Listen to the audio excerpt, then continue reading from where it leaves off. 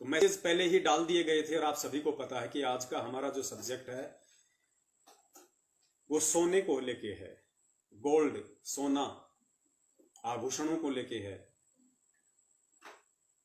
कि भक्ति मार्ग में चाहे वो माता बहनें हों, चाहे वो भाई हों, यदि आप भगत हैं, सतगुरु रामपाल जी महाराज जी के शिष्य हैं, आप परमेश्वर की आत्माएं हैं, आपका मकसद यदि मोक्ष प्राप्ति है, तो आपने सोने का परित्याग पूर्णतया करना पड़ेगा। अगर आप उस परमेश्वर की रहम की प्राप्ति के लायक बने रहना चाहते हैं, तो अंत के दिनों में यदि आप अपनी सुरक्षा चाहते हैं, तो आपको इस सोने से दूर होना पड़ेगा, आपको गहनों से दूर होना पड़ेगा, आपको गोल्ड से दूर होना पड़ेगा। ये बातें ऐसे समझ में नहीं आएंगी, इसलिए आज ये लंबा वीडियो परमपिता परमेश्वर बनाने जा रहे हैं। पुण्यात्माओं, सोना ना पहनने का आदेश आज से 4 साल पहले सतलोक आश्रम मैनेजमेंट हरियाणा के मुखिया और परमपिता परमेश्वर सतगुरु रामपाल जी महाराज जी का छोटा कलयुगी भाई जो महेंद्र है, तो महेंद्र का जो लड़का है अमित, उसने एक छोटी सी ऑडियो संगत में वायरल की थी आज से 4 साल पहले। क्योंकि बहुत सारे भगत भाई बहन उस समय नहीं जुड़ पाए थे, इसलिए उन सब की जानकारी के लिए दास बता दे। उसने एक छोटी सी ऑडियो संगत में वायरल की थी कि भाई आज मैं हिसार जेल में गया था और गुरुजी ने आदेश दिया है कि मेरी संगत में कोई भी सोना नहीं पहनेगा, ना नाक में, ना कान में, ना गले में, ना हाथ में, क्योंकि सोने में काल बसता है और गुरुजी का सख्त आदेश है कि कोई भी व्यक्ति सोना ना पहने। लेकिन खाली एक ऑडियो निकाल देने से बात नहीं बनती है, लोगों को समझ में नहीं आती है। और दूसरी बात, जब तक वो संदेशा जो आप संगत को दे रहे हैं, जब तक वो संदेशा देने का ठीक का समय नहीं आएगा और संदेशा देने वाला जब तक उस परमेश्वर का कृपा पात्र नहीं होगा, वो संदेशा देने वाला अपने भक्ति रूपी सफर में उस परमपिता परमेश्वर के प्रत्येक आज्ञा और वचन की पालना करते हुए नहीं चल रहा होगा, संदेशे देने वाले की करनी और कथनी में रात दिन का अंतर होगा, तो सामने वाले पे बिल्कुल भी उस बात का असर नहीं होगा। और यही कारण रहा कि पिछले 4 वर्षों में संगत वहीं की वहीं खड़ी है। आदेश पारित करने के बाद भी सार नाम प्राप्त भक्तों ने भी सोना पहनना नहीं छोड़ा। लेकिन पुण्यात्माओं, आज का वीडियो यदि परमपिता परमेश्वर के आशीर्वाद से अंत तक निर्बाध रूप से चलता रहा, बिना किसी रुकावट के, डिस्कनेक्टिंग के, तो दास अपने परमपिता परमेश्वर जी के हवाले से आपको यह कह सकता है कि जो अच्छी आत्माएं होंगी और जो इस मार्ग में मोक्ष प्राप्ति के लिए जुड़ी होंगी, वो आत्मा इस वीडियो के खत्म होते ही, चाहे वो बहन हो, चाहे भाई हो, चाहे उन्होंने नाक में कुछ पहन रखा हो, चाहे कान में पहन रखा हो, चाहे गले में सोना पहन रखा हो, वो पुण्यात्मा तुरंत उसका विसर्जन कर देंगे, उसको उतार फेंकेंगे। और जैसे ही लॉकडाउन खत्म होगा, सबसे पहले सुनार की दुकान पे जाके उसको बेच देंगे। तो चलिए हम शुरू करते हैं गुरुदेव के आशीर्वाद से आज का वीडियो। और सबसे पहले आपको सुनाते हैं महेंद्र जी के गालीबाज सुपुत्र श्री अमित जी की वो ऑडियो जो आज से 4 साल पहले संगत में वायरल की गई थी। सर जी, एक आदेश आया है जी आज, अगर मतलब किसी ने नहीं सोना नहीं पहनना, किसी ने भी, किसी भाई ने, किसी बहन ने, ना चैन, ना गुट्ठी, ना कान में, ना नाक में, कहीं नहीं डालना के, बिल्कुल भी। गुरुजन का है कि इसमें काला बसा है और सोना नहीं पहनेगा मेरी संगत कोई भी। मेरा आदेश है यो, इन्हें सख्ती तो पालन करो। इन्हें गुरुजन कही है, मैंने लेकिन ने कोई नहीं मानता। गुरुजन को सोना नहीं पहनेगा कोई भी आज के बाद। तो पुण्यात्माओं, आप जी ने ये ऑडियो सुनी महेंद्र जी के सुपुत्र श्री अमित जी की, जो दास को लगभग 4 साल पहले महाबहन की बेहुदी गालियां निकाल चुके हैं सारनाम प्राप्त होने के बाद में। तो इनके वचनों का कोई असर नहीं हुआ और ना हो सकता। दूसरी बात ये कि 4 साल पहले संगत को यह आदेश दिया गया गुरुजी की तरफ से कि सोना किसी ने नहीं पहनना है, गुरुजी का सख्त आदेश है। फिर ये भाई अपनी ऑडियो में कह रहा है कि मैंने गुरुजी से कहा कि गुरुजी हमारी कोई बात नहीं मानता है। अरे तुम्हारी बात मानेगा कैसे जब तुम खुद उस गुरु की बात नहीं मानते, उस गुरु के वचन पे नहीं चलते, तो तुम्हारी बातों का कहां से असर हो जाएगा। और पुण्यात्माओं, आप सभी को पता होगा कि पिछले साल जो गुरुजी का बड़ा लड़का है वीरेंद्र, जिसकी बेटी की शादी थी, तमन्ना नाम या शायद ऐसा कुछ नाम था, तमन्ना की शादी थी पिछले साल, और रोहतक के सिंहपुरा आश्रम में उनकी रमेणी करवाई गई थी। और बेटी की शादी में शामिल होने के लिए, रमेणी में शामिल होने के लिए वीरेंद्र 5-7 दिन की पैरोल पे जेल से बाहर आया था। और दास ने उस रमेणी का पोस्ट पूरी संगत में वायरल किया था कि जो वीरेंद्र की सारनाम प्राप्त लड़की थी, जिसकी रमेणी थी, उसके दोनों कानों में सोने के कुंडल डले हुए थे। तो पुण्यात्माओं, ये करनी और ये कथनी, इसमें रात दिन का अंतर है इन लोगों के। और परमेश्वर कहते हैं कि करनी तज कथनी कथे अज्ञानी दिन रात, कुत्ते ज्यों भौंकत फिरे सुनी सुनाई बात। तो ऐसे लोगों की बातों का संगत पे कोई असर नहीं होगा। उस भगत की बातों का संगत पे असर होगा जो भगत अपने गुरुदेव के प्रत्येक वचन की स्वयं पालना करता होगा, और फिर गुरुदेव के आदेश अनुसार, उनके निर्देश अनुसार गुरुदेव का निमित्त बनकर, गुरु जी का यंत्र बनकर जब अपने भाई बहनों के लिए सप्रेम, प्यार से, प्रेम से जब संदेशा संगत में देगा, तो डेफिनेटली उसका असर होगा। पुण्यात्माओं, और भी बहुत सारी बातें हैं, क्योंकि ये सोने के ऊपर वीडियो शुरू करने से पहले हमने पहले भूमिका को बहुत ही गहनता से समझना पड़ेगा। हमने एक मजबूत पृष्ठभूमि तैयार करनी पड़ेगी, ताकि हम आगे जो वीडियो हम सुनेंगे, कुछ गुरुदेव के, कुछ रामायण के, फिर हमें दृढ़ता आएगी कि हम भक्ति मार्ग में कहां हैं, गुरुदेव के वचन की पालना करने में हम कहां हैं। और वो लोग गुरु जी के प्रत्येक वचन पे कुर्बान हो गए जिनको सच्चा गुरु भी नहीं मिला था, जिनको सच्चा नाम भी प्राप्त नहीं था। वो पहले के समय में वो भगत जिनके आज गुणगान गाए जाते हैं, जिनके पास में मोक्ष मार्ग भी नहीं था, जिनका गुरु तत्वदर्शी भी नहीं था, वो अपने गुरु के प्रत्येक वचन पे कुर्बान हो गए। तो सोचिए, आज जब हमें सच्चा गुरु मिल गया, सच्चा भक्ति मार्ग मिल गया, परमात्मा मिल गया, आज तो पुण्यात्माओं हमें कुर्बान हो जाना चाहिए। लेकिन फिर भी हम कहां गफलत कर रहे हैं, और उस गफलत के चलते हम कहां कहां मार खाने वाले हैं और खा रहे हैं। तो भक्ति मार्ग में आने के बाद में सर्वप्रथम तो गुरु वचन, इस बात को हमने गांठ बांध लेनी चाहिए कि गुरु वचन, 2 प्रकार के गुरु वचन। पहला गुरु वचन गुरु का सन्मुख आदेश, और दूसरा सबसे बड़ा गुरु वचन गुरु का सत्संग रूपी आदेश। एक भगत के लिए केवल ये 2 ही प्रकार के आदेश या वचन मानने होते हैं। गुरुदेव के नाम पे कोई थर्ड पर्सन आके आपको कोई आदेश दे, वो गुरु आदेश नहीं होता, गुरु वचन नहीं होता। वो भी अगर आपने मानना है तो अपने गुरु के सन्मुख दिए गए आदेश और गुरु के सत्संग रूपी वचन को पहले ध्यान से पढ़ लेना कि वास्तव में ऐसा कोई आदेश मेरे गुरुदेव की शिक्षा अनुसार है या नहीं है, तभी उसकी पालना करनी है। अन्यथा वो काल का जाल होगा, वो सूक्ष्म चाल होगी काल भगवान की आपको ठगने की।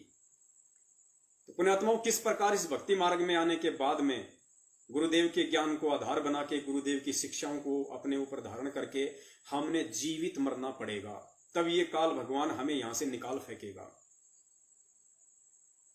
गुरुजी ने एक सत्संग में बताया कि एक सेठ और सेठानी थे, वो अपने गुरु के पास में सत्संग सुनने जाया करते थे किसी आश्रम में। काफी समय हो गया था उनको साध संगति करते हुए। उनके घर में एक तोता था। तोता काफी समय से पिंजरे में कैद था, और तोता पिंजरे से स्वतंत्र होना चाहता था, लेकिन कोई रास्ता नजर नहीं आ रहा था। पुण्यात्माओं, भले ये कहानी है, लेकिन गुरुदेव ने कहा कि इस कहानी को आधार बना के हमने अपने वर्तमान जीवन में लागू करनी पड़ेगी, तब हम सफल होंगे। ये फॉर्मूले होते हैं, वो सारी सृष्टि का रचनहार भी यहीं के फॉर्मूले बता बता के हमें समझाने की कोशिश करता है, क्योंकि हम इस काल के लोक में रहते हैं और हम यहां की भाषा से ही हम समझ पाएंगे। देखिए, यदि हम जानवर होते और जानवर योनि में यदि मोक्ष प्राप्त हो पाता, तो उस परमात्मा को जानवर बन के ही हमें समझाना पड़ता। लेकिन आज हम मनुष्य योनि में हैं और मनुष्य योनि में ही मोक्ष प्राप्त किया जा सकता है।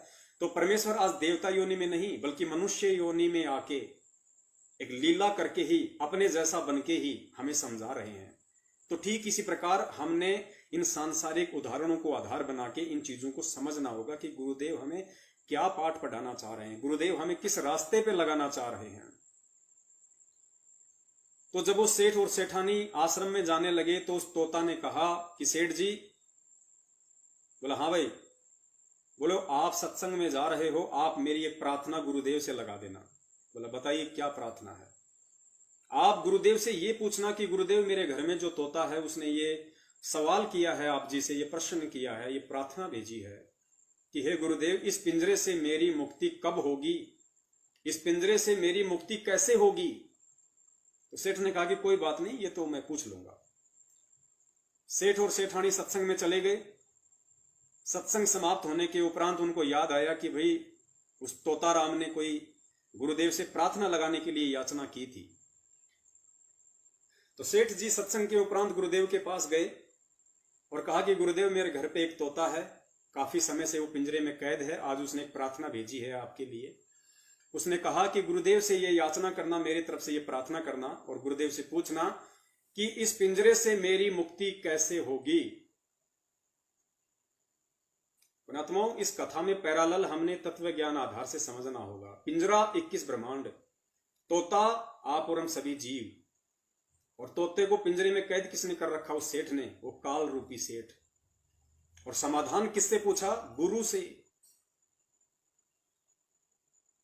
तो जब ये सवाल सेठ ने अपने गुरु से किया तो पुण्यात्माओं गुरुदेव अचानक से बेहोश होके जमीन पे गिर पड़े, ना हिल रहे ना डुल रहे, बिल्कुल शांत। तो सेठ को तो पसीने आ गए कि यार ये मैंने क्या पूछ लिया, और मेरे पूछने से गुरुजी के दिल का दौरा पड़ गया। सेठ तो दबे पांव वहां से निकल गया कि कल को कोई आफत ना आ जाए, मेरे ऊपर कोई ब्लेम ना आ जाए। सेठ और सेठानी वापस अपने घर को आ गए। घर पे जैसे आए तो तोता ने पूछा जी मेरी जो प्रार्थना थी क्या आपने गुरुदेव से पूछी? तो सेठ ने नाराज होते हुआ कहा कि नालायक, तूने क्या सवाल पूछने को कहा था? जैसे ही मैंने तेरा सवाल पूछा कि गुरुदेव, उस तोते ने कहा कि अपने गुरुदेव से पूछना कि मेरी इस पिंजरे से कैसे मुक्ति संभव है, मैं कैसे मुक्त हो पाऊंगा। तो नालायक तेरा सवाल सुनते ही तो गुरुजी बिल्कुल बेहोश होके गिर गए। पता नहीं अभी तक भी होश में आए हैं या नहीं आए, हम तो वहां से निकल के आ गए। पुण्यात्माओं तोताराम समझ गया, शब्द सैन सतगुरु की पहचानी, पाया अटल सुहाग रे। वो सत्संग में जाने वाला, रात दिन गुरु की संगति करने वाला, वो मूड नर अपने गुरु के सत्संग रूपी वचनों को नहीं समझ पाया जो गुरु समझाना चाह रहा था। और वो तोता जिसे अपने आत्म कल्याण की चिंता थी, जो उस पिंजरे से कैद होना चाहता था, उसको गुरुदेव का संकेत समझ में आ गया। और जैसे ही उसने सेठ के मुख से ये बात सुनी कि गुरुदेव तुरंत पछाड़ खा के नीचे गिर गए, बेहोश हो गए, उसी क्षण वो तोता एकदम से उस पिंजरे के अंदर बेहोश होके गिर जाता है।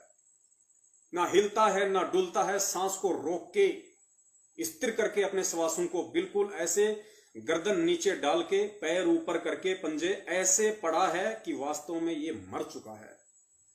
अब सेठ को टेंशन होगी कि यार ये कोई भूत प्रेत की बाधा तो नहीं है, ये क्या चीज है, क्या बला है। तोते का सवाल गुरुजी से किया तो गुरुजी बेहोश होके गिर गया, और गुरुजी का समाचार जब तोते को बताया तो तोता मर गया। उसने तोते को हाथ से एक दो बार ऐसे किया, वो कुछ प्रतिक्रिया नहीं की उसने। तो सेठ ने सोचा कि तोता मर गया, और सेठ ने उसे मरा हुआ जान के तुरंत उसको पिंजरे से बाहर निकाला और साइड में रख दिया। और पुण्यात्मा जैसे ही तोता पिंजरे से बाहर निकला तुरंत उड़ान भर गया, वो फ्री हो गया, आजाद हो गया। पुण्यात्मा कितनी गहरी शिक्षा हमें गुरुदेव ने सत्संग के माध्यम से बताई थी। पता नहीं शिक्षा को हम में से कितने भगत भाई बहनों ने समझा और कितनों ने अपने जीवन पे लागू करने का प्रयास किया। जैसे ही सेठ ने गुरुजी के विषय में बताया कि ऐसे ऐसे गुरुजी बेहोश होके गिर गए, तो तोता समझ गया संकेत को कि अगर मेरा गुरु इसको ये बात बता देता कि बेटा अगर उसे बाहर निकलना है तो उसको मरना पड़ेगा, तो जाहिर सी बात है सेठ भी समझ जाता कि तोता बाहर निकलने के लिए मरने की एक्टिंग करेगा, उसको बाहर नहीं निकालता। लेकिन सेठ ने उसको बताया कि गुरुजी अचानक से गिर गए, तोता संकेत को समझ गया कि गुरुजी मुझे क्या बताना चाहते हैं। गुरुजी कहना चाहते हैं कि बेटा, यो गुरु ज्ञान विज्ञान वाणी, जीवित ही जग में मरो। कि मेरा सत्संग सुन के, मेरा ज्ञान समझ के तुम्हें अपने आप को इन सांसारिक वस्तुओं से, इन भौतिक वस्तुओं से, इन मोह माया से, ये मान बढ़ाई अहंकार से तुम्हें जीवित मरना पड़ेगा, तुम्हें जीवित मिट्टी बनना पड़ेगा। कि ना तू लाया था, ना कुछ लेके जाएगा, सब कुछ यहीं छोड़ के तुझे जाना है। तो तोता संकेत को समझ गया कि जब तक मैं जीवित नहीं मरूंगा तब तक मुझे ये सेठ यहां से नहीं निकालेगा। तो तोते ने तुरंत बेहोश होने की एक्टिंग की। सेठ ने समझा मर गया, निकाल दिया तोता फ्री।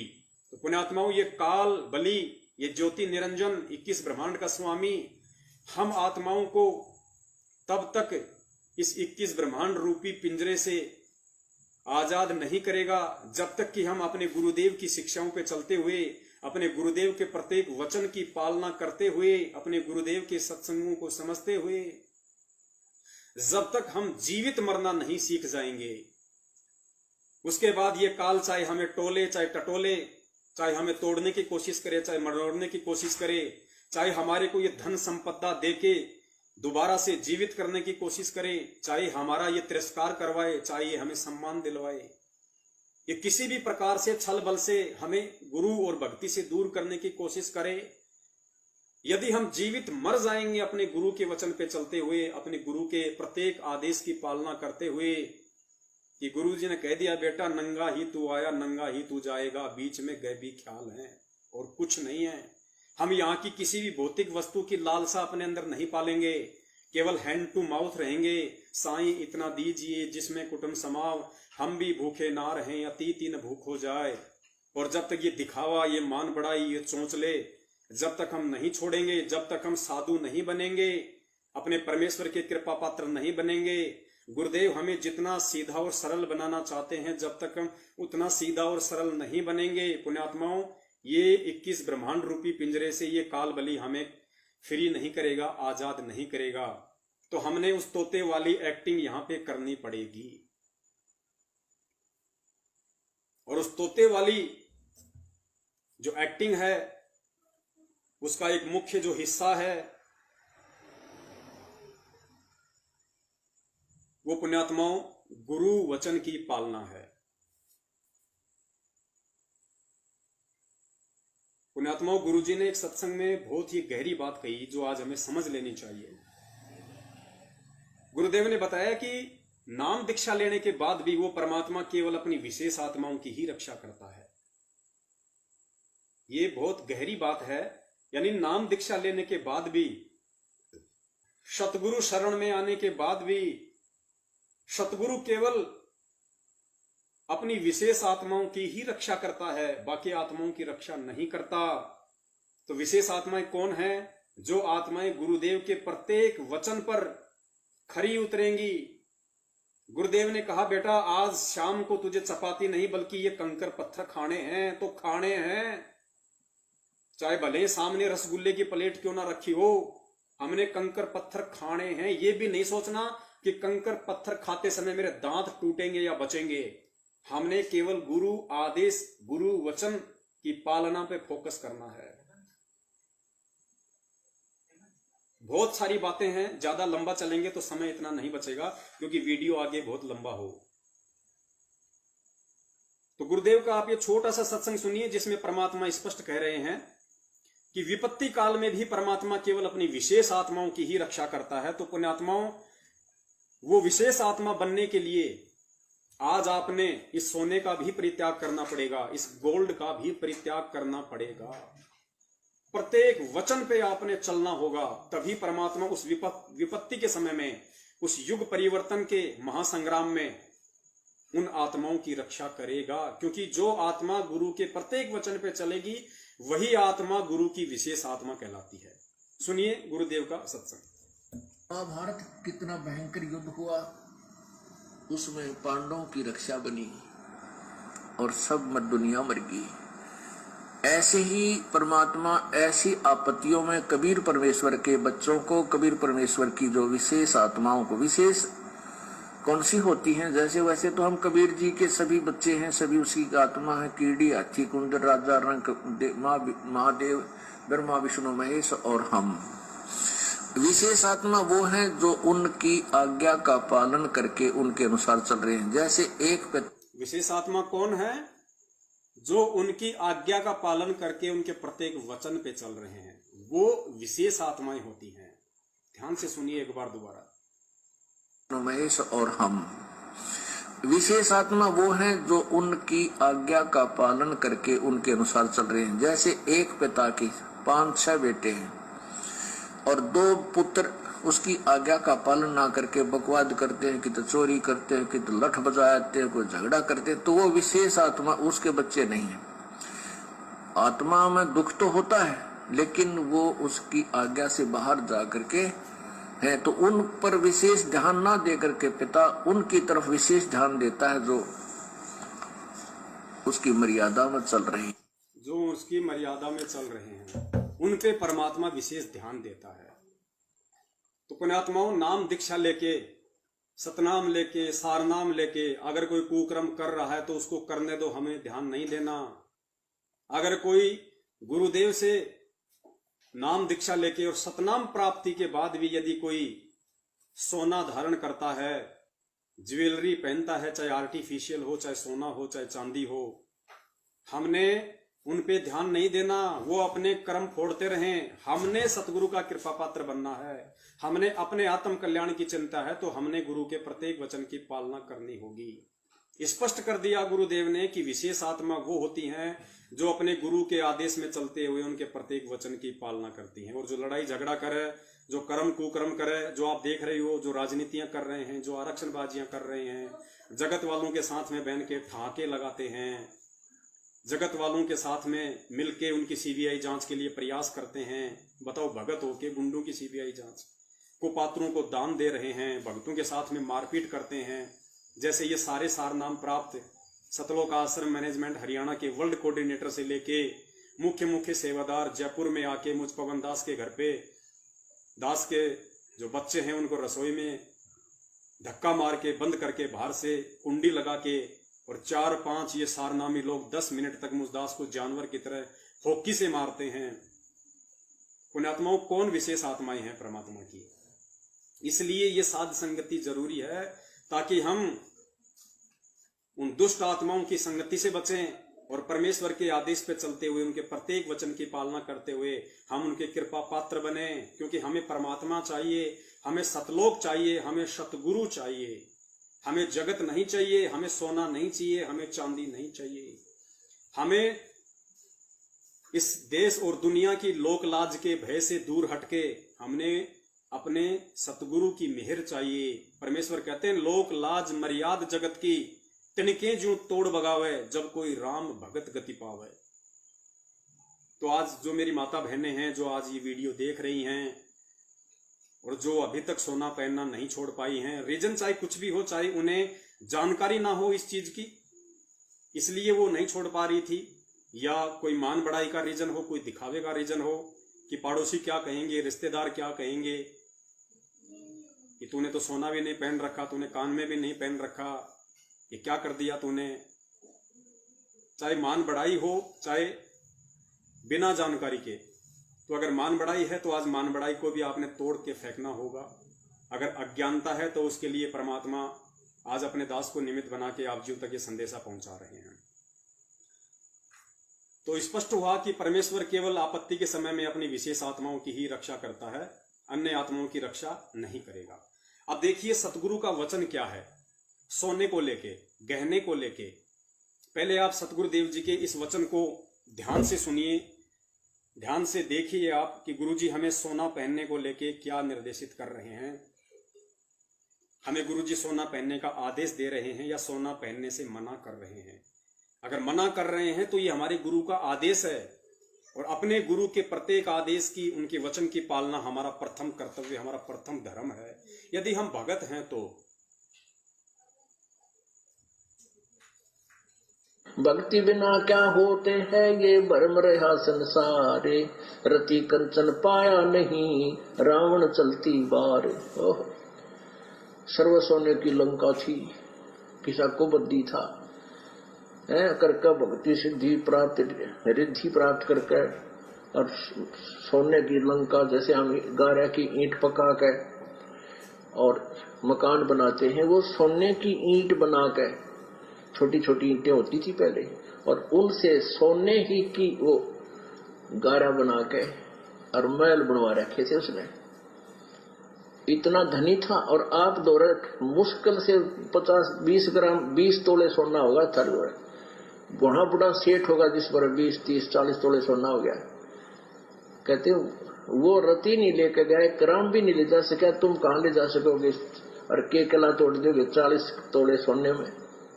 अब आगे ध्यान से सुनना, गुरुदेव हम आत्माओं को क्या आदेशित कर रहे हैं, क्या आदेश दे रहे हैं। 40 तोले सोने में, ये तो खाम खागा सर दर्द है। सोना तो घर में बना रखना चाहिए आपने, और ना इसको पहनना चाहिए, क्या फायदा का। सोने के विषय में गुरुदेव कह रहे हैं कि ये तो खाम खा का सिर दर्द है, इसको तो घर में भी नहीं रखना चाहिए, आपने पहनना भी नहीं चाहिए। एक बार ध्यान से सुन लीजिए गुरु वचन को।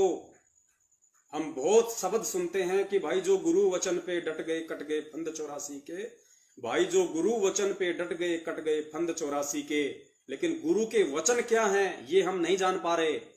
सत्संग सुनते हैं, सत्संग में गुरु जी ने कितनी बार हमें आदेशित किया, निर्देशित किया, हम लोग ध्यान नहीं दे पाए। लेकिन अब वो समय आ गया पुण्यात्माओं, अब हमने परमेश्वर के प्रत्येक वचन पे खरा उतरना पड़ेगा, हमें परमेश्वर का विश्वास पात्र बनना पड़ेगा, हमने परमेश्वर को खुश करना पड़ेगा, उनको प्रसन्न करना पड़ेगा, ताकि वो परमेश्वर हिसार जेल से बाहर आए हमें संभालने के लिए कि मेरी कुछ आत्माएं तो हैं, मेरी कुछ आत्माएं तो हैं जिनके लिए मुझे बाहर जाना बेहद जरूरी है। वरना दुखी होके तो वो परमात्मा अंदर गया ही था। अपने ही भक्तों से दुखी होके जो सतलोक आश्रम बरवाला में कुकर्म करने लग गए थे, गुरु की नाक के नीचे माता बहनों के साथ में कुकर्म करने लग गए थे सतलोक आश्रम बरवाला में, गुरु को एक सामान्य व्यक्ति से ज्यादा नहीं मानते थे, बात बात पे मनमानियां करते थे, गुरु आदेशों की धज्जियां उड़ाया करते थे। ऐसे दुष्ट प्रवृत्ति की और काल प्रेरित लोगों से दुखी होके तो गुरु जेल में गया।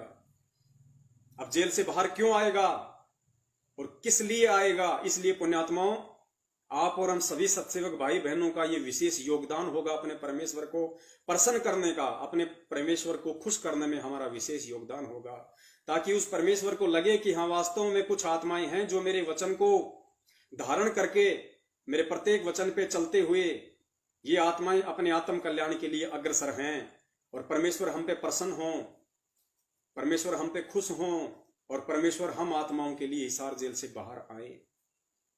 स्पष्ट कहा परमेश्वर ने कि सोना तो खाम का सिर का दर्द है, इसको तो घर में भी नहीं रखना चाहिए। तो पुण्यात्मा जाहिर सी बात है, अगर हम भगत हैं, सतगुरु भगत हैं, संत रामपाल जी महाराज जी के भगत हैं, तो चाहे आपके घर में चाहे एक नाक की छोटी सी नथ हो, चाहे कान का छोटा सा बाड़ा हो, चाहे चैन हो, चाहे अंगूठी हो, पुण्यात्मा नहीं रखनी तो नहीं रखनी, ये गुरु वचन है, नहीं रखनी तो नहीं रखनी।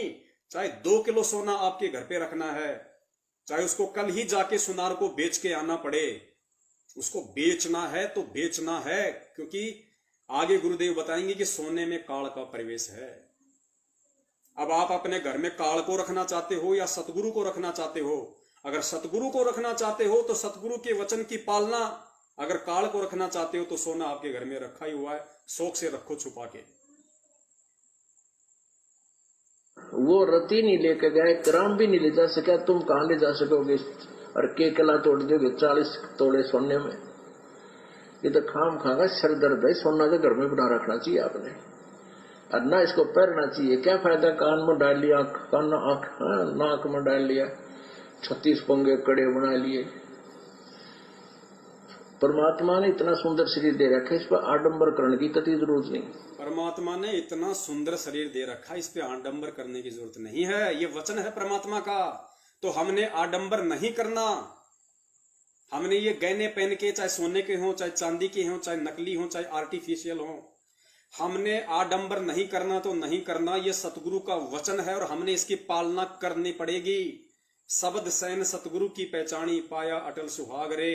पुण्यात्माओं 1994 से 2014 तक परमात्मा यही बातें समझा रहे थे, लेकिन हम उस समय इन बातों को समझने के लायक नहीं बने।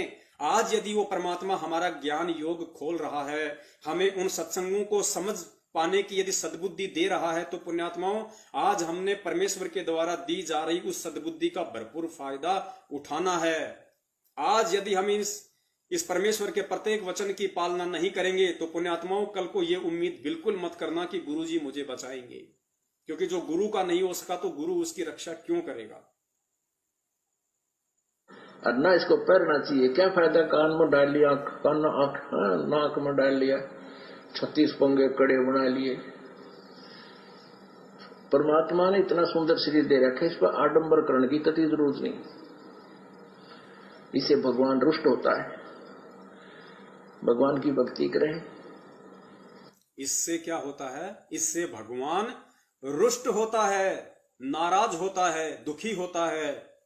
और रोज परमात्मा नित्य नियम में पढ़ाते हैं कि जिन बातन से गुरु दुख पावे, तिन बातों को दूर भगावे। सतगुरु को पूर्ण ब्रह्म कर जाने, और भाव कभू नहीं आने। ये गुरु वचन है जो हम रोज पढ़ते हैं कि गुरु को पुरुष ब्रह्म कर जाने, और भाव कभू नहीं आने। और जिन बातन से गुरु दुख पावे, तिन बातों को दूर भगावे। उन सभी कर्मों को, उन सभी बातों को अपने से दूर फेंक दो जिन बातों से हमारा गुरु रुष्ट हो, नाराज हो। तो देखिए गुरु जी कह रहे हैं कि अगर आप भगत हो कि अपने घर में भी सोना रखते हो, आप अगर अपने अंगों पे सोना पहनते हो शरीर पे, तो इससे परमात्मा रुष्ट होता है। और परमात्मा कौन? गुरु। पुण्यात्माओं, हमें सतगुरु का कृपा पात्र बने रहना है। हमें अपने रिश्तेदारों का कृपा पात्र नहीं बनना, हमें अपने समाज और देश का कृपा पात्र नहीं बनना। हमने अपने आत्म कल्याण के लिए अपने परमेश्वर का कृपा पात्र बनना, अपने सतगुरु का कृपा पात्र बनना है। और सतगुरु का कृपा पात्र बनने में और उनके प्रत्येक आदेश की और वचन की पालना करने में, चाहे हमें कितना ही नुकसान होता क्यों ना दिखाई दे, वो हमें दिख रहा है, लेकिन वो परमेश्वर नुकसान होने नहीं देगा।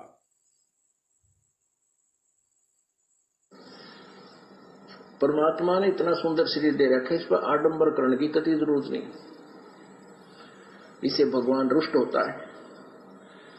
भगवान की भक्ति करें, चाहे किसा भी शरीर है, काला है, गोरा है, जैसा भी मालिक ने दिया है, इसमें हम परमात्मा पा सकते हैं।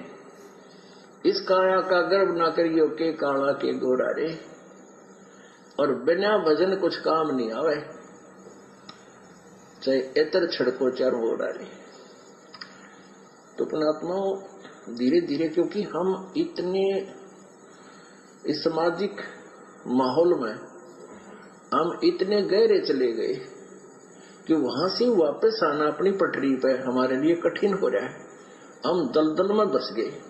लेकिन परमात्मा का सहारा आपको एक क्रेन का काम करेगा। पुण्यात्माओं, समझदार के लिए तो अपने गुरु के वचन से बढ़ के और कोई संकेत नहीं होता है।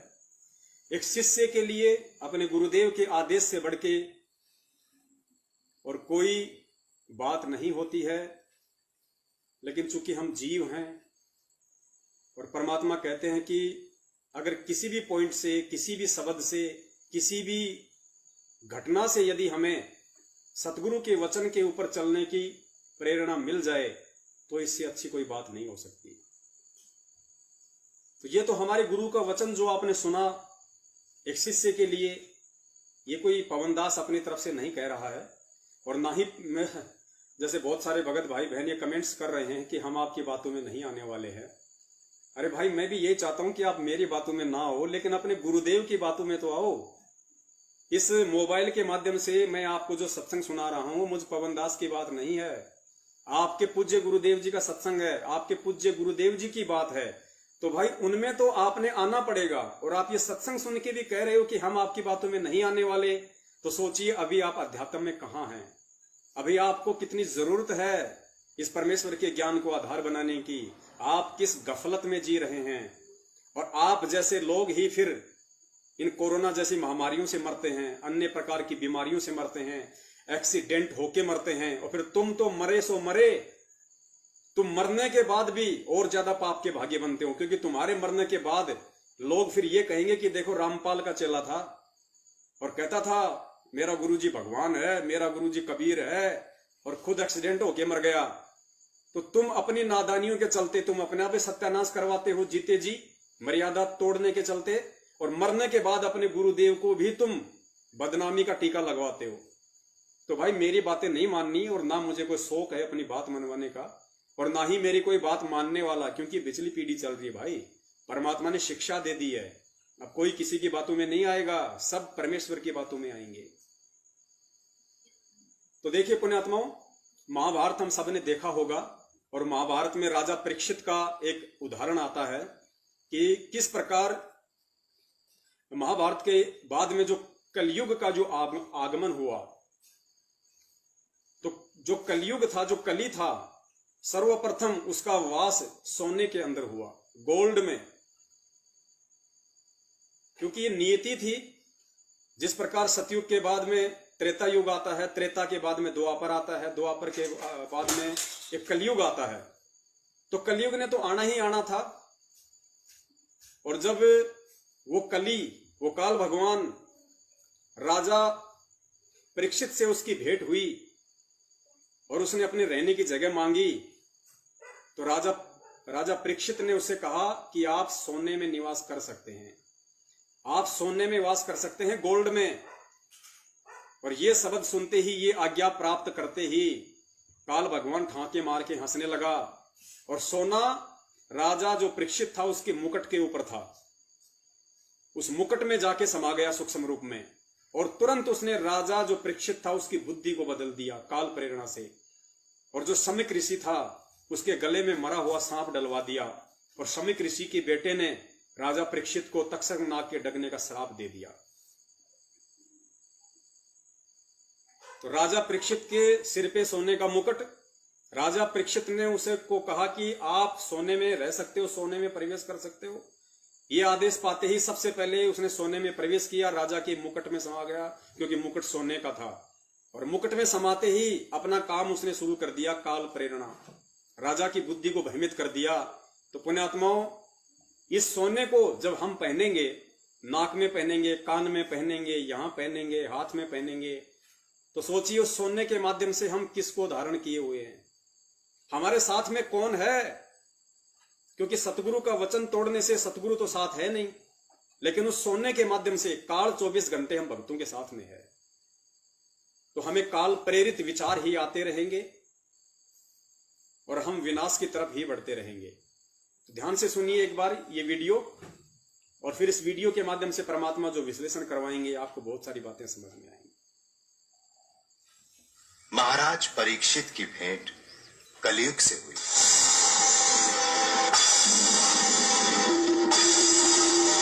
कलयुग ने महाराज परीक्षित से धरती पर रहने के लिए स्थान मांगा और कहा कि मैं आपकी शरण में आया हूं। महाराज ने उत्तर दिया, तुमने पांडव वंशी राजा से शरण मांगी है, हम तुम्हें रहने का स्थान अवश्य देंगे। जहां जुआ खेला जाता हो, जहां मद्यपान होता हो, जहां परस्त्री संग हो और जहां हिंसा होती हो। देखिए पुण्यात्माओं, राजा परीक्षित ने उसके कहने पे कि महाराज मैं कलयुग हूं और मुझे रहने की जगह दो, तो कलयुग को रहने के लिए कौन कौन से जगह बताई राजा परीक्षित ने, जहां पे जुआ खेला जाता हो। जुआ मतलब ताश। अब बहुत सारे भाई कह देते हैं कि यार गुरुजी ताश खेलने के लिए क्यों मना करते हैं, ताश में क्या दिक्कत है, ना कोई नॉनवेज है ना कोई दारू है, आपस में भाई लोग ही तो बैठ के ताश खेलते हैं, ताश खेलने में क्या दिक्कत है। तो देखो पुण्यात्माओं, इन घटनाओं से हमें समझ में आएगा कि राजा जो परीक्षित था उसने कहा कि जहां पे जुआ खेला जाता है वहां पे जाके तुम निवास करो। तो जुआ खेलने की जो जगह है, जो ताश खेलने की जगह है, वहां पे काल का निवास है। क्योंकि ताश खेलते खेलते खेलते खेलते कौन सी बात पे वो अड़ जाए, धक्का धक्की हो जाए, मुक्का मुक्की हो जाए, 1 मिनट में लेके पत्थर सामने वाले का सिर फोड़ दे, हो गया काल का प्रवेश। इसलिए गुरुदेव कहते हैं कि बच्चों ना हमने ये ताश भी नहीं खेलनी, ताश खेलने वालों के पास में बैठना भी नहीं है। तो पुण्यात्माओं, गुरु ने जो वचन बोल दिया उस वचन का एक सार्थक मतलब है। अब वो मतलब हमें समझ में आता है या नहीं आता है, या वो कब आता है, ये बात की बात है, लेकिन गुरु ने जो कह दिया वो फाइनल है। इसलिए हमने गुरु के प्रत्येक वचन की पालना करनी है। तो पहला कहा कि जहां पे जुआ खेला जाता तुम वहां जाके निवास करो। दूसरा कहा कि जहां पे पर स्त्री गमन होता है, जहां पे मतलब वेश्यावृत्ति होती है, जहां पे दुष्कर्म होते हैं, वहां जाके निवास करो। सुनिए 4 स्थान उन्होंने बताए। तुमने पांडव वंशी राजा से शरण मांगी है, हम तुम्हें रहने का स्थान अवश्य देंगे। जहां जुआ खेला जाता हो, जहां मद्यपान होता हो, मद्यपान, जहां पर स्त्री संग हो, पर स्त्री और जहां हिंसा होती हो, हिंसा, सो तुम वहीं रहो। प्रभु, ये चारों स्थान सीमित हैं। मुझे कोई और स्थान भी प्रदान करें।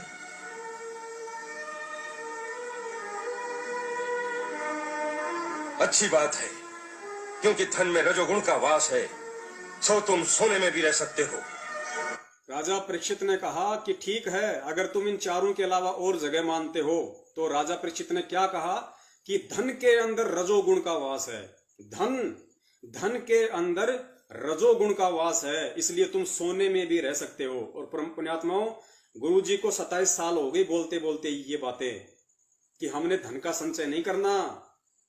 गुरुदेव कहते हैं, साईं इतना दीजिए जिसमें कुटुंब समाओ, हम भी भूखे ना रहें, अतिथि न भूखो जाए।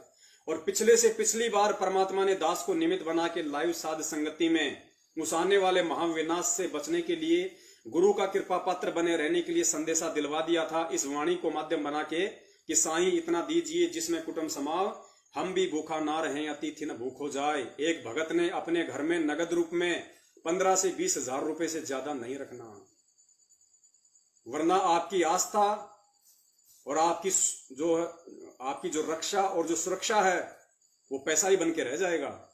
और वो पैसा, वो धन आपकी कितनी रक्षा और सुरक्षा कर सकता, भली भांति परिचित है। अंत में रक्षा परमात्मा ही करेगा। आपके घर में चाहे 5 लाख रुपए रखे हैं और आने वाले समय में जो अकाल पड़ेगा, जो भूखमरी होगी, जो दाने दाने के लिए दुनिया मोहताज हो जाएगी, तो आप 1 लाख रुपया देके भी उस समय 1 किलो आटा नहीं खरीद पाओगे। तो बताइए, आपकी रक्षा उस पैसे ने की या वो सतगुरु आपके रसोई में अपनी समर्थता से आटे का मटका भर के करेगा। लेकिन भरेगा किसका? जो सतगुरु के वचन पे चलेगा कि साईं इतना दीजिए जिसमें कुटुंब समाओ, हम भी भूखे ना रहें, अतिथि न भूखो जाए। अगर घर में ज्यादा पैसा है तो परमेश्वर ने उसका इस्तेमाल करना। इस दास के माध्यम से आपको संदेशा दिलवा दिया था। अगर गुरु है तो गुरु को दान करो, अगर गुरु नहीं है तो अपने भगत भाई बहनों की हर संभव मदद करो, सहायता करो। तो राजा परीक्षित ने कहा कि तुम सोने में रह सकते हो क्योंकि धन में रजोगुण का वास है। अच्छी बात है, क्योंकि धन में रजोगुण का वास है, सो तुम सोने में भी रह सकते हो। जो आज्ञा प्रभु।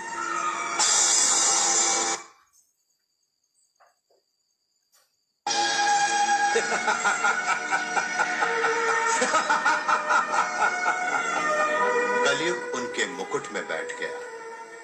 उसी दिन शिकार से थके हारे महाराज परीक्षित, देखिए, जैसे ही काल उस मुकुट के माध्यम से सोने में प्रवेश किया और राजा परीक्षित के सिर पे आ बैठा, जो हमारी माता बहनें अपने कान में उस काल भगवान को बैठा के रखती हैं, अपने नाक में उस काल भगवान को बैठा के रखती हैं, अपने गले में उस काल भगवान को बैठा के रखती हैं, और हमारे बहुत सारे भाई अंगूठियों के माध्यम से अपनी उंगलियों में काल भगवान को बैठा के रखते हैं, गले में सोने की चैन पहन के काल भगवान को बैठा के रखते हैं।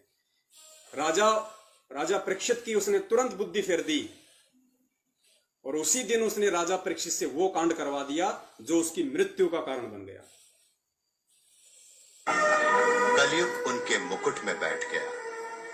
उसी दिन शिकार से थके हारे महाराज परीक्षित पानी की तलाश में शमीक मुनि के आश्रम में पहुंचे। ऋषि उस समय समाधि में ब्रह्मलीन थे।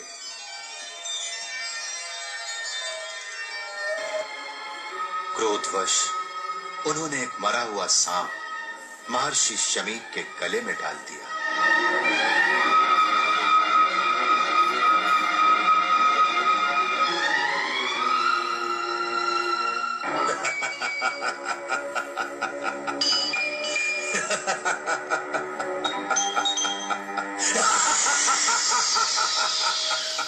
उस शमीक मुनि का पुत्र श्रृंगी बड़ा तेजस्वी बालक था। वो उस समय नदी में नहा रहा था। दूसरे ऋषि कुमारों ने वहां जाकर उसे सारा वृत्तांत सुनाया कि किस प्रकार एक राजा ने उसके पिता का तिरस्कार किया है। उनकी बात सुनकर वो क्रोध से पागल हो गया और उसी क्षण नदी का जल अंजलि में भरकर उसने राजा को श्राप दिया। जिस अभिमानी और मूर्ख राजा ने मेरे महान पिता का ऐसा घोर अपमान किया, वही महापापी आज से 7वें दिन तक्षक नाग के काटने से उसकी प्रचंड विषाग्नि में जलकर भस्म हो जाएगा। ये मेरा श्राप इस धरती पर किसी के टाले से नहीं टल सकेगा।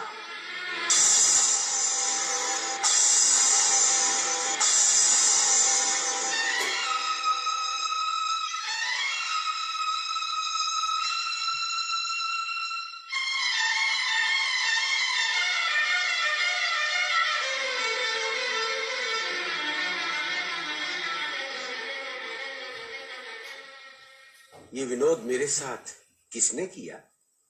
गुरुदेव, कोई राजा आया था। कोई राजा? हाँ, किसी घमंडी, क्रूर और महापापी राजा ने ये दुष्कर्म किया है, परंतु वो इसका दंड अवश्य भोगेगा। मैंने उसे भयंकर श्राप दिया है। श्राप? हाँ पिताश्री, आपका जो अपमान करेगा वो उस पाप का दंड अवश्य पाएगा। तक्षक नाग के विष में जो भयंकर ज्वाला होती है, आज से 7वें दिन उसी ज्वाला की लपटों में वो पापी भस्म हो जाएगा। तुम जानते हो वो कौन था? नहीं। बिना जाने ही दंड दे दिया?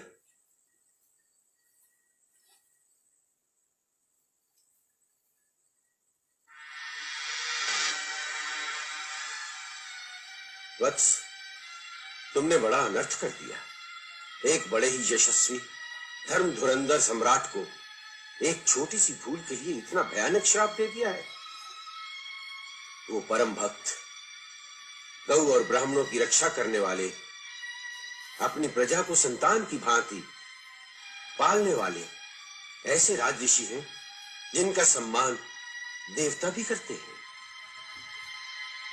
मूर्ख बालक, ऐसे राजा के न रहने पर जो संसार में अनाचार फैलेगा, वैदिक आर्य धर्म का लोप हो जाएगा, लोग वर्ण संकर हो जाएंगे। इस पाप में तुम्हारा भी भाग गिना जाएगा। तुमने ये सब सोचे बिना श्राप देकर यह सिद्ध कर दिया है कि कच्ची बुद्धि वाले को अधिक शक्ति नहीं देनी चाहिए। पुण्यात्माओं, 2 पॉइंट आपने यहाँ पे विशेष ध्यान रखने हैं। पहला पॉइंट ये, जब शमीक ऋषि को इस बात का मालूम पड़ा तो उसने अपने पुत्र को डांटा और कहा कि मूर्ख, बगैर सोचे समझे ही तूने उसको श्राप क्यों दिया? बगैर सोचे समझे तूने उसको श्राप क्यों दिया? जबकि वो बहुत ही धार्मिक व्यक्ति है, बहुत बड़ा वो भगत है, लेकिन कुछ समय के लिए काल ने उसकी बुद्धि हर ली और एक छोटी सी गलती उससे हो गई, जिसकी एवज में तूने उसको श्राप दिया। ये तेरी बहुत बड़ी मूर्खता है। तो पुण्यात्माओं, ठीक इसी प्रकार वर्तमान में हम चाहे कितने ही बड़े भगत क्यों ना हो, हम कितने ही गुरु के वचन पे क्यों ना चल रहे हों, हम कितनी ही भक्ति क्यों ना कर रहे हों, अगर सोना हमने अपने शरीर में कहीं भी धारण कर रखा है तो सोने में काल का वास है। सोना आपको काल प्रेरणा से कुछ न कुछ उल्टा सीधा आपसे करवाए ही करवाएगा, और इस समय तो विशेष तौर से करवाएगा, क्योंकि ये तो बहुत भयंकर समय चल रहा है जीव आत्माओं को तोड़ने का। तो बहुत सारे भगत भाई बहन कहते हैं कि हम भक्ति भी कर रहे हैं, हम रमेणी भी कर रहे हैं, नित्य नियम भी कर रहे हैं, मंत्र भी कर रहे हैं, फिर भी हमारे घर में शांति नहीं है, हमारे घर में छोटे मोटे लड़ाई झगड़े होते रहते हैं। तो पुण्यात्माओं, यही कारण है, यही वो सबसे बड़ा कारण है, क्योंकि काल को तो खुद अपने सिर पे बैठा रखा है और गुरु के आदेशों पे हम लोग चल नहीं रहे। तो खाली मंत्र जाप करते रहने से या तोते की तरह रट्टा तीनों समय की आरतियों का लगाने से फायदा नहीं होगा। हमने इस काल भगवान को अपने शरीर से नहीं बल्कि अपने घर से भी निकाल फेंकना पड़ेगा। और दूसरी बात उस समीक ऋषि ने क्या कही अपने पुत्र से कि वत्स, तूने ये साबित कर दिया कि कच्ची बुद्धि वाले को शक्तियां नहीं देनी चाहिए। अगर वो समीक ऋषि उस बच्चे को अगर वो सिद्धियां नहीं देता तो वो श्राप भी नहीं देता, लेकिन उसने बच्चे को सिद्धियां दे दी, शक्ति दे दी, तो बच्चे ने अपनी नादानी के चलते बिना सोचे समझे उन सिद्धियों का उसने गलत फायदा उठा लिया। कि तुमने साबित कर दिया कि कच्ची बुद्धि वाले को अधिक शक्तियां नहीं देनी चाहिए।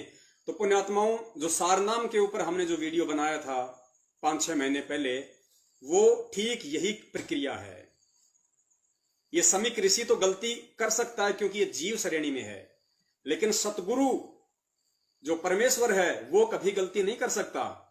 वो कच्ची बुद्धि वाले को कभी भी सारनाम नहीं देगा।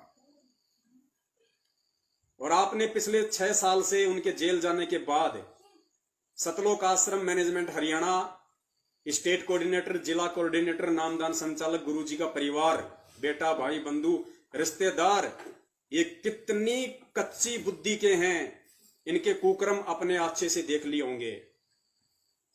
राजनीति, आरक्षणबाजी, गुंडों की सीबीआई जांच, रक्तदान, देहदान, संगत को ज्योति पाठ और दान के नाम पे ठगना, कुपात्र होके लोगों को दाल चावल आटा जा जा के बांटना गुरुजी के आदेश के विरुद्ध, और भी ना जाने कितने कुकर्म। आरक्षण वालों को जा जाके 16-16 लाख रुपया उनको चंदा देना, जबकि ये गुरुजी का आदेश नहीं है चंदा देना। हरियाणा के 8 गांव में अपने जाट साथियों को धर्मशाला बनवाने के लिए 10 लाख रुपए का चेक देना, ये गुरु आदेश में नहीं है। भक्तों के साथ में मारपीट करना, लड़ाई झगड़े करना, बात बात पे मां बहन की गालियां देना, ये कच्ची बुद्धि का परिणाम है। ये कच्ची बुद्धि जो स्पष्ट दिखाई दे रही है, तो सोचिए समीक ऋषि तो जीव संज्ञा में होने के कारण गलती कर सकता है, लेकिन आपका सतगुरु जो स्वयं परमेश्वर है, क्या वो गलती कर सकते हैं? सारनाम का मतलब होता है शक्ति, पावर। जब आपको सारनाम मिल जाएगा, आपके अंदर शब्द शक्ति आ जाएगी। सार शब्द सरजीवन बूटी, घिस घिस अंग लगावे। सार नाम के जाप से आपके अंदर पावर आएगी, शक्ति, सिद्धियां आ जाएंगी। और सोचिए अगर इनको सारनाम दे दिया होता गुरुजी ने, क्योंकि वो तो परमेश्वर हैं, उनको तो मालूम था, वो तो अंतर्यामी है कि आगे चल के ये नाटक करेंगे, काल इनसे नाटक करवाएगा। तो सोचिए अगर आज इनको सारनाम मिल गया होता पहले, तो सारनाम की कमाई चाहे आप सही करो चाहे गलत करो, कमाई तो होनी है। ठीक है, मर्यादा में रहोगे तो मोक्ष में काम आएगी, मर्यादा में नहीं रहोगे तो राक्षस वाले गुण आ जाएंगे। तो वो राक्षस वाले गुण इन लोगों में आए या नहीं आए? भक्तों को मां बहन की सरेआम गालियां, गुरुजी के परिवार वाले, सारनाम वाले, जो मैं आपको सुना भी नहीं सकता लाइव में। दास को किस तरीके से होकियों से मारना, रोड़ों से मारना, 3-3 बार घर में कैद करके, किस प्रकार भक्तों को धमकियां देना, बात बात पे भक्तों को श्राप दे देना, माता बहनों के साथ में कैसे कैसे कुकर्म इन लोगों ने किए हैं, आपको बहुत सारी वीडियो बना के दिखाएं। तो इनको सारनाम प्राप्त नहीं है, ना तो सतगुरु ने सारनाम दिया, सिवाय एक व्यक्ति के, सिवाय एक भगत के आज तक गुरुजी ने किसी को भी सारनाम और सार शब्द नहीं दिया। और वो एकमात्र व्यक्ति, वो एकमात्र भगत, वो एकमात्र केवल परमपिता परमेश्वर सतगुरु रामपाल जी महाराज जी के स्वयं के मुंह बोले गुरुदेव स्वामी रामदेवानंद जी महाराज जी हैं, जिनको उस कबीर परमेश्वर ने, जो संत रामपाल जी महाराज जी के रूप में धरती पे प्रकट हैं, उनको सारनाम और सार शब्द देके उनको सतलोक भेजा। उन एक के अलावा आज तक परमेश्वर ने किसी को भी सार नाम और सार शब्द नहीं दिया, क्योंकि जो योग्य होता है वही सार नाम के लायक होता है। तो इस प्रकार पुण्यात्माओं, हमने प्रत्येक पॉइंट पे हमने निष्कर्ष निकालने होंगे कि जो गलतियां ये समीक ऋषि गलती करके पछता रहा है, क्या हमारा गुरु जो अंतर्यामी है, जो आगे तक की जानता है, क्या वो गलती करेगा? मालिक को पहले से इन लोगों के काल प्रेरित आचरणों का पता था, इसीलिए तो बरवाला कांड हुआ था। इसीलिए तो परमेश्वर ने ये छटनी करनी चाहिए थी, ये गंदगी आश्रम से बाहर निकालनी चाहिए थी। ये संगत का परमात्मा ज्ञान योग खोलना चाहते थे कि नालायकों, खाली मेरे सत्संग सुन रहे हो लेकिन निष्कर्ष कुछ नहीं करते, सार कुछ नहीं निकालते। तुम इस कान से सुने, इस कान से निकाल दिए। मैं समझाना क्या चाहता हूं सत्संगों के माध्यम से, उन कहानियों के माध्यम से। तो पुण्यात्माओं, आज हमने वो समझना पड़ेगा। तुम्हारा भी भाग गिना जाएगा।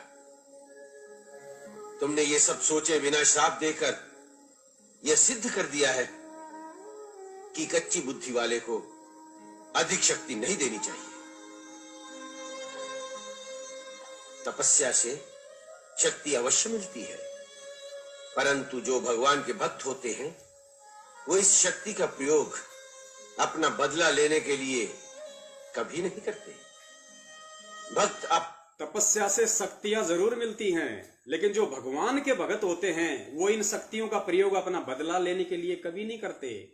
तो पुण्यात्माओं, सन 2016 में हरियाणा के जाट आरक्षण में, हरियाणा के जाट आंदोलन में सतलोक आश्रम मैनेजमेंट हरियाणा ने खुद और लाखों की संगत को उस आग में झोंक दिया, मात्र हरियाणा की बीजेपी सरकार से बदला लेने के लिए, हरियाणा की बीजेपी सरकार से प्रतिशोध लेने के लिए।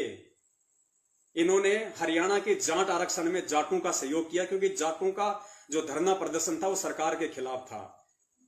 तो यहां देखिए ऋषि जी क्या कह रहे हैं कि भगवान जो तपस्या करता है, जो भक्ति करता है, उसमें शक्तियां जरूर आती हैं, लेकिन जो भगवान का भगत होता है वो उन शक्तियों का प्रयोग बदला लेने के लिए नहीं करता। तो देखिए सतलोक आश्रम मैनेजमेंट हरियाणा कहां चल रहा है, सतगुरु के वचन पे चल रहा है या काल के आदेश से चल रहा है, ये निर्णय आप लोगों ने स्वयं करना पड़ेगा। सत्सेवकों की सेवा केवल सत्य संदेशा देने की है, अधिक शक्ति नहीं देनी चाहिए। तपस्या से शक्ति अवश्य मिलती है, परंतु जो भगवान के भक्त होते हैं वो इस शक्ति का प्रयोग अपना बदला लेने के लिए कभी नहीं करते। भक्त अपने अपमान, आक्षेप अथवा मारपीट का बदला भी नहीं लेते। भगत अपने आक्षेप, अपने तिरस्कार और मारपीट का बदला भी नहीं लेते। इस दास को 3-3 बार इन लोगों ने जान से मारने की कोशिश की है, 3-3 बार घर में कैद करके। हरियाणा, जब हम लोग मध्य प्रदेश में गए थे 2016 में, तो विष्णु साहू वहां का स्टेट कोऑर्डिनेटर, आपने वीडियो देखा होगा किस प्रकार अपनी पूरी शक्ति के साथ में दास के यहां पे लठ मारा। और पुण्यात्माओं, यकीन करना, मैं गुरुदेव के चरणों की सौगंध खा के कहता हूं, उसी समय जब दास वहां से निकला तो एक जगह जाके दास रोने लग गया, और दास ने अपने परमपिता परमेश्वर सतगुरु रामपाल जी महाराज जी से रोते रोते ये प्रार्थना की कि हे परमेश्वर, आप इसको दंड मत देना, ये मेरा भाई है, विष्णु साहू मेरा भाई है, मेरा गुरु भाई है। आज ये काल प्रेरणा से सत्य असत्य का निबेरा नहीं कर पा रहा, लेकिन परमेश्वर ये मेरा भाई है, मेरे मन में इसके प्रति कोई प्रतिशोध की भावना ना है, ना रहेगी। और ये परमेश्वर, आप अपने दास की ये पुकार सुनना, आप इसको परमात्मा दंड का भागी होने से बचाना। रो रो के इस दास ने वहां पे पुण्यात्माओं ये प्रार्थना गुरुदेव से की थी, 5 मिनट बाद ही। उसके बाद ये लोग जयपुर में आए, मुझ दास को जानवर की तरह वहां पे अधमरा करके चले गए। दास ने इतना भी अपने मन में इनके प्रति कोई प्रतिशोध की भावना नहीं लाई, इतनी भी, क्योंकि हमें परमेश्वर के विधान का पता है, समय आने पे जो जैसा करेगा उसको अपना अवश्य मिलेगा। और आज ये समीक ऋषि क्या शिक्षा दे रहे हैं। जब एक जगत वाला ऐसी शिक्षा दे सकता है, और जब एक परम पिता परमेश्वर गुरु बन के हमें शिक्षा देगा, तो हमें उस शिक्षा पे खरा उतरना पड़ेगा। तो चाहे हमें कोई अच्छा कहे, चाहे हमें कोई बुरा कहे, चाहे हमें कोई मारे, चाहे पीटे, लेकिन हम यदि भगत हैं तो हमने भगत वाले लक्षणों को अंतिम श्वास तक धारण किए रखना होगा, तभी परमात्मा प्रसन्न होगा।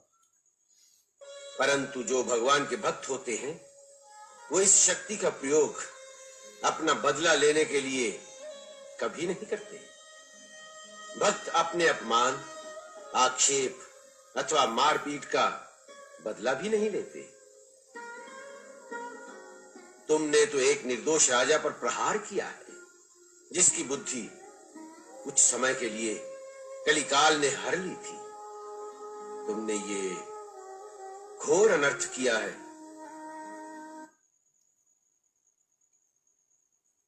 पुण्यात्माओं, चाहे इतिहास हो, चाहे सतगुरुदेव जी के सत्संग हो, हमने उन प्रत्येक घटनाओं से, अब आने वाले समय से बचने के लिए, उन आपत्ति और विपत्तियों से बचने के लिए हमने शिक्षा लेनी पड़ेगी। और हमने इतना दृढ़ होना पड़ेगा अपने गुरु के आदेश के ऊपर, गुरु के प्रत्येक वचन के ऊपर, तब कहीं जाके पुण्यात्माओं हम सतलोक के काबिल बनेंगे, हम उस परमपिता परमेश्वर के रहम के काबिल बनेंगे। अब आगे देखिए परमपिता परमेश्वर हमारी माता बहनों को और कौन कौन सी बातों के लिए अपने सत्संगों के माध्यम से आदेशित कर रहे हैं। ध्यान से सुनना। और माता बहनों से मेरी प्रार्थना है, भाई अगर मोक्ष चाहिए, अगर सतगुरु चाहिए, तो आपने इन बातों के ऊपर गहनता से अमल करना पड़ेगा। गुरुजी कहते हैं ये बातें कहने सुनने की नहीं है, ये बातें कर पारने की हैं।